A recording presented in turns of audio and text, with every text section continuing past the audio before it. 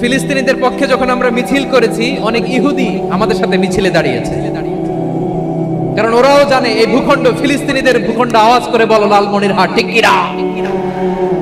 তো তারা কি আমাদের শত্রু? না। অনেক খ্রিস্টান আমাদের সাথে, আমাদের স্বার্থ রক্ষায় আমাদের পাশে দাঁড়িয়েছে। খেয়াল রাখবেন, হিন্দু আর হিন্দুত্ববাদ এক নয়, ইহুদি ধর্ম আর জায়নিজম এক নয়। এই যে ফিলিস্তিনের ভাইয়েরা, তারা তাদের স্বাধীনতা সংগ্রামের জন্য লড়াই করছে, করে যাচ্ছে, আমরা এটাকে সমর্থন জানাই। চিল্লায় বলো ঠিক কিনা?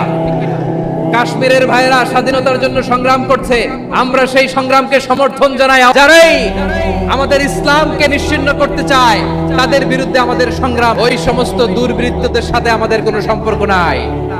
আমরা যদি ঐক্যবদ্ধ থাকতে পারি, ওই দুর্বৃত্তরা চান্স পাবে না।